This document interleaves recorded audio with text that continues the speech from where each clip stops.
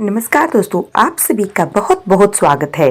दोस्तों, जन्माष्टमी पर कृष्ण जी का जन्म हो जाता है, तो उसके बाद में नंदोत्सव यानी कि पहली रात्रि में भगवान जी का जन्म हो जाता है और उससे अगले दिन ये नंदोत्सव मनाया जाता है। इसको मटकी फोड़ना भी हम कह सकते हैं। यह भी एक त्योहार होता है। तो दोस्तों, यहाँ पर इतना बड़ा उत्सव का आयोजन होता है जिसमें पूरे आसपास के सभी गाँव के लोगों को बुलाया जाता है।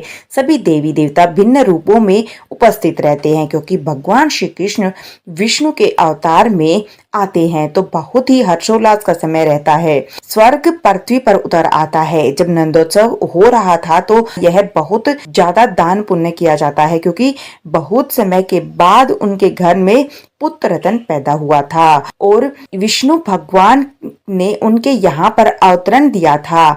तो बहुत ही हर्ष उल्लास का समय था। तो देखिए, जो आपने रात्रि में जो रोक लगाई थी, जो चौकी के आसपास आप इस मंजन को करते हैं, तो सुबह के टाइम बस फूल पत्तियां जो सूख गए उन्हें हटा दीजिए। भगवान जी को स्नान करा करके फिर से आसन पर विराजमान कर दीजिए।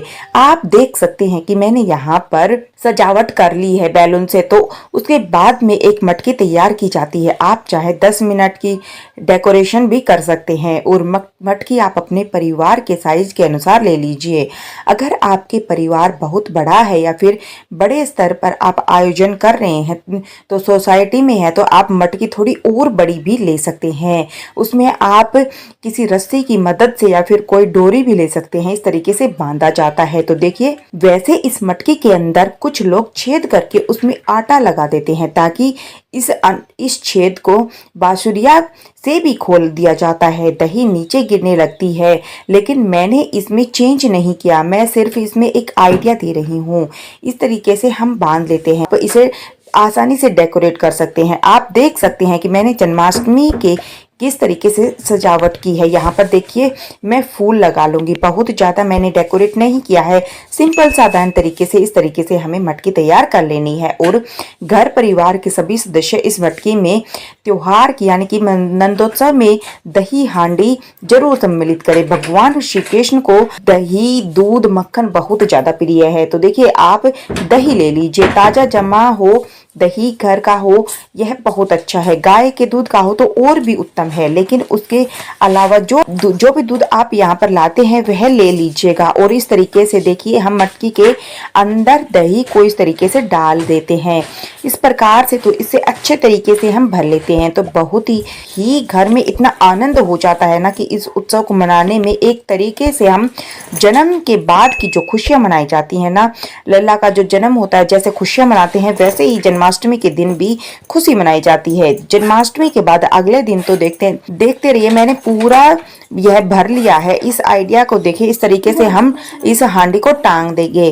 कहीं भी ऐसी व्यवस्था कर ले कि नीचे एक दही को इधर उधर ना गिरे। उसके बाद में देखिए, जल का छींटा दे करके हम शुद्धिकरण करा देंगे। बाद में आप धूप दीप प्रज्वलित कर दीजिएगा। सभी की आरती कीजिए और प्रार्थना कीजिए। और देखिए, गणेश जी को भी हम यहाँ पर जो है जन्माष्टमी की रात्रि में झांकी लगाई जाती होती है ना, वहां पर आप इस तरह से पूजन कर सकते हैं।